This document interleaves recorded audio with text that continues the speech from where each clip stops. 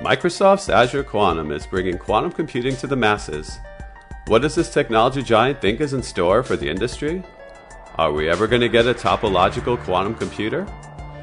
Get ready for a lot of fascinating information and a relevant Spider-Man quote in this episode of the Post-Quantum World. I'm your host, Konstantinos Karagiannis.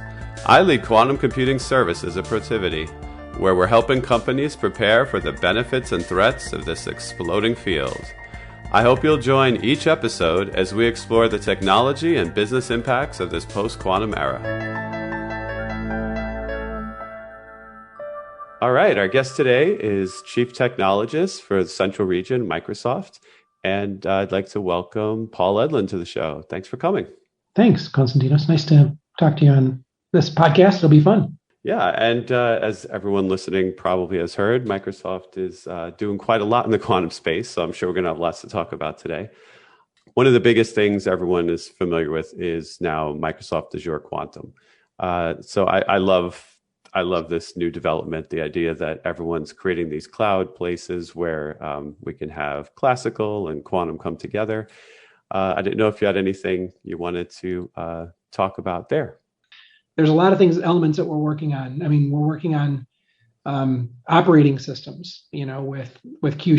We're working on technology behind the scenes with qubits, where we're actually trying to, stabilize them and stop decoherence. We're working on, kind of like how to build algorithms so that they can span across, classical computers and quantum computers, because I think that there's a fallacy out there that, when quantum computers ship, that classical computers become irrelevant, and that's never going to be the case. So it's, we have to educate people on what that means. There's developments around ethics and artificial intelligence that I can't remember if I already said that, but, like I said, there's so many different angles to this conversation that I want to go into all of them, frankly.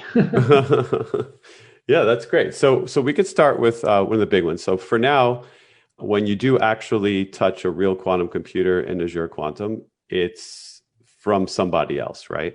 Yeah, absolutely. So, we're working with a combination of companies like Toshiba and IonQ and Honeywell and others, because we're also working with them in the enabling technologies within the physical elements of quantum and the backgrounds too. So, kind of just choosing multiple horses, but working with, because they're differentiated from themselves as well. We're also working across them, but also, in conjunction with them, I guess is the right way to say it. So, there's a lot of moving parts there, I suppose. And the future goal is to just have it be that you develop, and some pieces will run on more classical hardware, some pieces will run on quantum, and it could even one day be seamless, right, to a certain level of developers. Well, yeah, I mean, and we're creating those layers of abstraction away now. Using something like SignalR or Python, which is where most machine learning algorithms are written. They won't. You might have elements within that ML that are optimized for, more of a quantum space versus a classical space. But, the person won't have to really worry about that so much. They just want the answer, right? Not everybody's going to have access to a quantum computer. So really what you're renting is almost like the equivalent of time. So it's almost like you're just kind of saying, I need this for 15 seconds or an hour or whatever it happens to be. But, the algorithm will just work in the background. And so almost like an asynchronous process where, it'll say, well, we'll wait until the quantum computer's ready. And then when it's there, it'll throw the calculation at it, get an answer, and then return back to whatever the next step is in the algorithm. And because these machines are so big right now and so complex and hard to maintain, correct me if I'm wrong, but they're all still being housed by the companies that make them, right? Yeah, absolutely. And so in that world, there's so many sciences involved too, right? Because there's electrical sciences, there's mechanical sciences, there's cryogenic sciences. And so there, it's very much a cross-sectional learning. Everybody's figuring this out as we go. So each of the companies is, kind of developing how they would handle the interconnections between those groups of people, as well as, just figuring out if they can figure out ways to increase stability, for example, and, make them less decoherent, if you will. And this is, of course, the first time that you're using technology that doesn't live inside of the Azure hardware world, right? Not. I mean, there are scenarios today in Azure, for example, like under certain SAP, where we have these very large instances of SAP that were managed, but those are not the norm. This will be very much like that. Eventually, those will be in our data centers. We don't have any doubt that they'll be in our data centers. It's just that today, the people who are developing them have kind of, they're inventing them, and so we're using their inventions and then adding our technology on top. I mean, so they might provide the underlying qubit, but we're providing the operating system, or they might be providing the underlying cryogenics, but we're providing the CMOS that sits on top, which is something that we're doing that's relatively new, for example. Yeah, and when companies are going to rely on these machines to do real workloads, they're going to obviously have to be already involved in having their own VPCs set up inside of Azure, right? So are they expressing any concern about this reaching out at that last moment to these unknown environments where the machines live? I don't know that I've actually uncovered that parts of the conversations. I haven't talked about those personally. I'm sure that there are concerns around security for sure, because quantum computers are very much like Spider-Man. With great power comes great responsibility, right? So but I'm not personally familiar with how those things are being pulled off from a networking perspective, for example, or how what work we're doing between how they transition between the cryogenic world of a quantum computer and the classical computer that we would use to kind of export the data and get it back into something that's readable. Yeah, I'm waiting to hear one day that there's going to be a quantum hacking talk at DEF CON because someone found a way to go between some provider and the hardware or something. I mean, we hope not, but well, yeah, I mean, but we can use quantum computers to protect quantum computers in a sense too. I mean, this is the interesting thing. Like, we have like this idea of qubits that are entangled, right? So we could use the idea of entanglement to kind of do error correcting, if you will, or to make sure that it hasn't been tampered, right? So it'll be interesting just to see how this whole world plays out. I mean, we're very much, we're in the infancy stage. A lot of the work that Microsoft has been doing behind the scenes on our research and development has been around things like how do we create tamper-proof encryption algorithms within quantum, right? So using combinations of classical computers and quantum mechanics to actually create new forms of encryption. Because if you have access to all this horsepower, I mean, the very first thing that anybody's going to want to do is decrypt all the current, RSA 24.8 keys and just kind of say, well, what can we read? I mean, the recipe for Coca-Cola, how long is that valid for? Decades, I would assume, right? Yeah. So if somebody put it on the internet once, we might just grab a recording of that transaction and then play it into this quantum computer. So we have to invent new algorithms that help us protect that stuff too. Yeah, and we'll know you did it when there's a Microsoft Ola out there or something. I don't know. Yeah, perhaps that's right. A strange side product. So are you finding when you're talking to like companies about getting involved in these phases, like customers considering moving some workloads over this way in the future, what kinds of concerns do they have now? Like, are they expecting a lot of hand-holding from Microsoft to get there? I think that the handhold, Microsoft never, well, okay, so we do handholding through entities within Microsoft, like consulting services or even the technology centers where I work out of. But a lot of our handholding comes from partners like Protiviti, right? And others who focus in on these spaces, know them more intimately, and kind of, operate them for some of the larger customers that we have. And so we rely on a massive partner ecosystem to be the enablement arm for us in many ways. We don't scale to try and doing services for all people at all times. It's just not the way Microsoft is built. We're very much a partner-driven organization. Yeah, because it's such a new field to just about everyone that's what we're seeing. Companies want first to be educated on what they can do with it, and then it becomes a matter of drilling down and seeing what do you want to do in your company? Do you want to hire people? Do you want to, what kind of experimentation?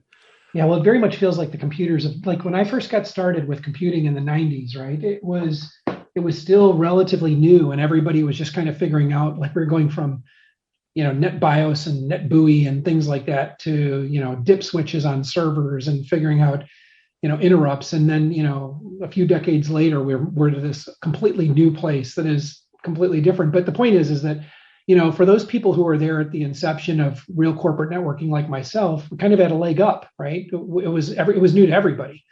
In the same vein, this is a flat playing field now for, kids coming out of college, or even high school people, or, people just getting started in business, to kind of have a niche that's not known by many other people. So this is really a great opportunity. I'm hoping that more colleges kind of pick this up as a curriculum, this idea of, quantum and quantum programming and quantum algorithms and stuff like that, because it's a whole net new industry, essentially. Speaking about education, do you guys have regular visibility into what kinds of percentages of activity you're finding in Azure Quantum? Are you seeing that education is growing and becoming a major part of the use time? No, I mean, well, this is all relatively nascent anyways. I would say when you first deploy something, there's always this hockey stick growth because you're starting from zero, right? So I would say that, the Q# language has been in the market though for almost, I want to say 2 years, a year and a half, maybe 2 years. And the interesting outcomes of it is that, we've actually improved some of the classical algorithms because of quantum algorithms, so they've made the existing ones better. And sometimes order magnitudes of, better, magnitudes of order better. That was an interesting outcome. I don't think anybody foresaw that coming. Yeah, I'm always excited when I see a new environment start to stimulate also like research papers and things like that help the entire field. I get nervous when people too quickly jump to the IP route and they're like, okay, everything we do from now on is just for us. It's super sensitive. And then, and I feel like that kind of like stifles growth right now in the industry. Yeah. Yeah. Well, that's, having an, open operating system like Q# is really an important endeavor, where we don't look at those things as we've learned our lessons at Microsoft from being closed. It doesn't always benefit us. As a matter of fact, in many ways, it harmed us, right? So the Microsoft of new is very much kind of open standards, open adoption, more openness, as opposed to closed-based algorithms and, hoarding IP. We figure, but Microsoft has a different perspective, I think, than other companies. Our perspective is that we help our customers be more productive. It's not about us, trying to hoard all the data. It's like when you're successful, we're successful. And I'm sure other companies think of it that way too. But the point is that, our mission statement is to make every individual and every company on the planet more productive. So the idea there is that, in order to do that, it means that we have to play in the sandbox really nicely too. Yeah, definitely. Do you guys have any idea how it's going in the topological computing space? Yeah. Well, we've been talking about it for quite a while, and we still believe that the topological qubit is the only answer that gets us to true scalability. For those not familiar, regular qubits are operate on an electron flying around a nucleus, right? So what happens is that when you go to measure the state of that electron, maybe you have two nuclei and one electron flying between them, and you might occasionally just say freeze and measure the weight of the two nuclei. You would expect the one with the electron bound to it to be heavier, right? So that's one way that we can hold two states in quantum computers at the exact same time, as opposed to a regular binary world where we can only hold one state in our minds, like a light switch. When you have those two particles together, and then another particle runs into it, and you go to look at them and measure them, and you're like, wait a second, I don't even see the two particles I was expecting. That's called decoherence. And so the topological qubit is more like, if you could imagine a bunch of these particles where they're locked arms around each other's shoulders, and they're sitting in a tube, right? So and if you could imagine that there were maybe three qubits, but there were 4 chairs. And what you would do is you would still get this idea of there being an on and off state at the exact same time. But when you would say freeze, you would look at the two ends and say, which chair is open, right? And then you would call that on, or if it was open on the other side, you might call it off. But in the interim, it could have been on or off, right? So by doing that, by putting them in a tube, you don't get the idea of running into each other. You can't, decoherence goes down greatly. And what we've then done is basically put error corrections into qubits. And in the interim, what's happening is because there is no error correction today, people just throw more qubits at the problem. So if you want 1,000 stable qubits and you have a 99% error ratio, right, where 99% of the time the qubits are decohering, if you want 1,000 stable ones, you need 1,000,000 qubits, right? So what we're proposing that topological qubits will solve for this problem of decoherence and therefore making them more stable. Therefore, when you add 5 qubits, maybe only 5% of the time that they'll fail. That's a huge jump, right? We don't need machines that are the size of football fields now. We might only need something that's a conference room. And if it's a conference room, maybe we only need it to be the size of a refrigerator. But that's the world that we're heading towards. Yeah, and that's a good goal because if you just think about the machines we have today, if they were topological, we'd already be cracking encryption. Okay, so maybe that's a bad thing, but we'd... Yeah, well, in a way, we're not there yet. I mean, because encryption algorithms take 20 years to ratify and to adopt. So if we were able to crack all of the RSA keys today, we'd be in a world of hurt. Yeah, so maybe it's better that we're not quite there. The first thing that'll happen, though, I do believe, is these use cases, these really practical use cases. Once we reach that quantum advantage, which I guess is 2023. That's my opinion. I think that's when we'll have just enough hardware somewhere to be able to really dazzle the world with something practical. Time will tell. Yeah.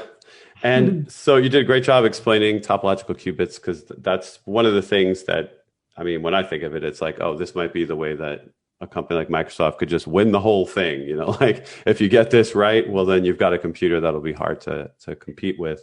It's not really a win thing, but keep going. Sorry. Well, I mean, yeah, you know what I mean. It'll be like I have a reason for saying that, but keep going. Yeah, it's sort of like an overnight leap to first place in performance if you have something like that. So I don't know if you wanted to. Yeah, what I wanted to elaborate on there was more that I said it earlier. With great power comes great responsibility. And I think that the reason why we're in such a race is because we realize that the first person there actually, if they're not doing things in an ethical way, it could be pretty disastrous.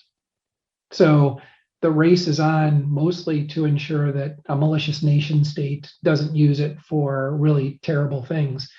And I think that would be a more valid reason. I think the world needs to learn together on this problem. We can't hoard the security secrets. I guess that's the big point, right? As we learn how to secure these things and how to make them operational, we have to share that with the world, because otherwise it gets to be a pretty creepy place pretty fast. Yeah, well put. And in the interim, I know you guys are working with University of Sydney, right, on CMOS? Actually, I forget on that one who we're working with, but we're working on a cryogenic CMOS, which is really important. Do you want me to describe it? Oh, yeah, absolutely. Thanks. Today, if you look at one of these quantum computers, like there's a great one that Google posted, and I'm not picking on them, it's a beautiful picture. But if you look at the cryogenic plane where all of the computation is happening, what you see is hundreds of wires that are being fed into that quantum computer in order to feed it to the classical computer where we output the data. Anytime we introduce temperature, any change in temperature, we have higher decoherence. And so one of the things that we've worked on is this idea of a cryogenic CMOS that, if you're familiar with quantum computers, they operate at a colder temperature than deep space. So if you've seen Guardians of the Galaxy, you saw that when Yondu got shot out of the spaceship, he froze instantly. That's a thing, right? That's a really cold temperature. Quantum computers are order of magnitude colder than that. So they operate at something called 15 millikelvin. Anytime you introduce temperature into that equation, you lose qubits. They just decohere. So what we did is we have been working on a cryogenic CMOS that operates somewhere around 100 millikelvin. And by introducing something that operates at that low of a range, we decohere less particles, is essentially the result. Now, what that means in the physical sense is that you would go from hundreds of wires connecting to that cryogenic plane, maybe down to 3. And once again, each of those wires has temperature, right? That's above the cryogenic plane. It's operating, something substantially higher. I forget what the exact number is. I think it's 400 Kelvin or something like that. But in doing so, keep the temperature down, therefore you keep the decoherence down, and therefore you get better results out of your qubits. And how do you anticipate that coming to market? Do you see that as being maybe the first entry into like Microsoft owned hardware inside of the quantum space? Well, I don't know about the owned part. I'm not sure, actually, to be honest with you. I'm not Oh, sure okay. about if that's something that we plan to like say, oh, we're going to build these things and you're going to buy them from Microsoft. I think, I don't know what our plan is there, to be honest with you. Okay. But Well, I just meant like keeping it in the cloud, like as like your contribution in that. no, I mean, if you look at a picture of the cryogenic CMOS, it literally would sit within, an inch or two of the actual cryogenic plane where you would have the topological qubits. And I've got an image of this, that if you go and search, if you look for Mark Rusinovich's presentation at Ignite, and it's somewhere around the halfway point, you'll find this image that he's got of this. What it just means is that, it sits on the same silicon essentially as the cryogenic plane. And so it's really close, within inches. Yeah, and I could put that in the show notes if you send it along. That'd be great. Yeah, I will for sure. Thank you. And have you seen anything that worries you right now in this space? Well, beyond the great power comes with great responsibility. Yeah. Concerns? I don't know. No, I think everybody's going at this, they're racing, right? We're all racing to this problem. And the reasons for racing are multifold. One is that, obviously there's a race to revenue, but there's also a race to be able to solve some of the world's toughest problems. Like, could we find a way to create a material that absorbs carbon monoxide from the atmosphere? The CO2. That's carbon dioxide, right? Not monoxide. Is there a way that we could create fertilizers faster? Is there a way that we could react to viruses like COVID quicker? Each of those things are particularly challenging for classical computers because it has to walk through computations in a format called FIFO, which basically means first in, first out. And with a quantum computer, we don't have to do it. It's basically all in, all out at the same time. So if we have more qubits, we get answers tens of thousands, if not millions of times faster than a classical computer in some case, depending on the number of qubits that are stable. Yeah, I think that's really where our heads are at right now, is just trying to figure out the technological challenges. And then, like I said, different elements of science are focused on different things. So we really do have a great R&D team that's just focusing on cryptography. We have other ones that are focused on, algorithms. We have another one that's focused on Majorana capability, the topological qubit, right? There's so many elements of science involved here. And this is the benefit of Microsoft, is we're a pure science company. And pure science meaning we don't just do science to create a phone or create a device. We actually have science to figure out science. So we're no different than like an MIT in that sense. There's multiple people racing to the problem from different angles.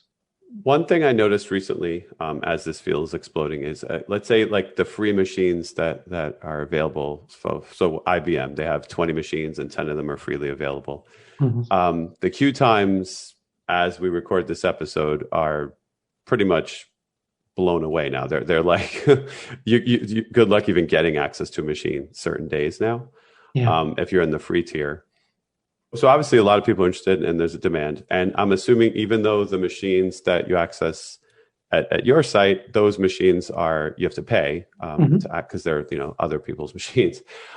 Do you see others coming online soon to meet the demand? Because I feel like even the pay ones are going to start to get pretty scarce. Yeah, it's supply and demand.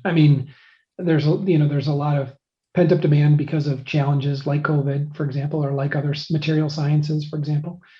So I don't think that problem is going to go away anytime soon, because there are so many underlying technological problems, and they're really expensive to build. They take a lot of people. You're not going to have one of these in your basement anytime soon. So I see that getting probably a little bit better or worse before it gets better. I don't know that it's going to it depends on the amount of demand, frankly. Yeah, I don't have a crystal ball into that. If we can solve for this problem of decoherence, what that means is that, we can take what was a conference room and make it the size of a refrigerator. And if it's the size of a refrigerator, we can make it something smaller than that, right? Those are real benefits, real boons. So are there new partnerships that are going to be announced in the future? You don't have to obviously Yeah, spoil any. yeah, well, I'm sure that if they're, like in my role, people assume that I have a lot more information than I do. No, Okay. I don't have that crystal ball. I wouldn't, and even if I did, I probably wouldn't be able to divulge it. So Yeah, I don't know, but I just will say, I think in the, you said 2023.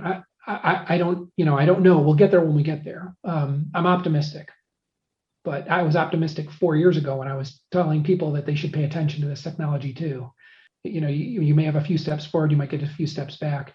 The big thing that I worry about really is that without the guardrails in front of the system, I think we're going to be, it's going to be a rough go, and there's got to be a lot of thought around those, what those guardrails look like. How can people use them?